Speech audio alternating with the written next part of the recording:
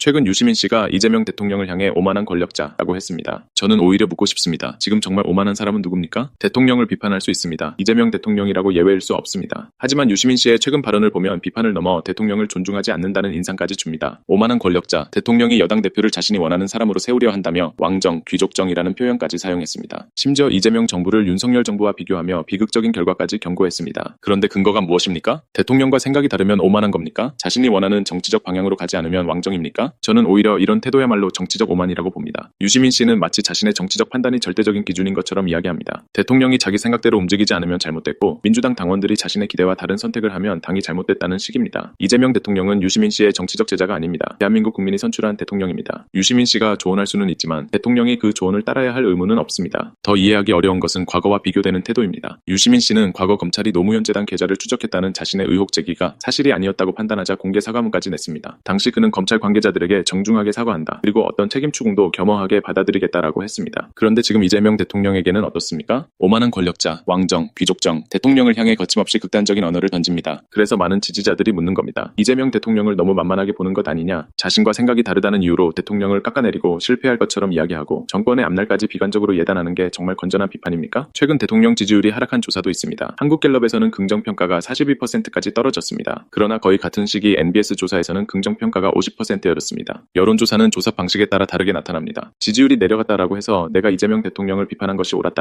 뭐 승리 선언할 일도 아니고 이재명 정부가 실패했다라고 결론 내릴 단계는 더더욱 아닙니다. 더 우려스러운 것은 이런 발언들이 계속되면서 결과적으로 반이재명 세력의 논리와 무엇이 다른지 묻게 만든다는 겁니다. 유시민 씨가 정말 이재명 정부의 성공을 바란다면 왜 잘못된 정책을 구체적으로 비판하지 않고 대통령 개인을 오만한 권력자라고 규정합니까? 정책을 비판하십시오. 인사를 비판하십시오. 잘못된 결정이 있다면 구체적인 근거를 가지고 비판하십시오. 하지만 대통령을 존중하지 않는 듯한 언어로 왕정이니 귀족정이니 하면서 실패를 예언하는 것은 다른 문제입니다. 유시민 씨에게 한마디 묻겠습니다. 자신의 판단만 옳다고 믿고 대통령까지 가르치려 드는 태도야말로 오만한 것 아닙니까? 지금 이재명 대통령에게 필요한 것은 정권이 망하기를 기다리는 듯한 정치적 훈수가 아닙니다. 잘하는 것은 밀어주고 잘못한 것은 근거를 들어 바로잡는 건설적인 비판입니다. 그래서 저는 분명하게 말하고 싶습니다. 지금 오만방자한 사람은 이재명 대통령이 아니라 감히 자신의 판단을 대통령 위에 올려놓고 폐악질하고 있는 유시민 씨 당신입니다. 유시민 씨 더 이상 오만방자하게 시건방 떨지 말고 한동훈에게 했던 것처럼 겸손하게 낮은 자세로 반성부터 하기 바랍니다. 유시민 씨 남의 눈에 티끌이나 빼내려 하지 말고 당신의 눈 속에 가득한 거대한 들보부터 빼내기 바랍니다. 지금까지 뉴스와였습니다. 구독과 좋아요는 지속적인 방송 제작에 큰 힘이 됩니다. 감사합니다.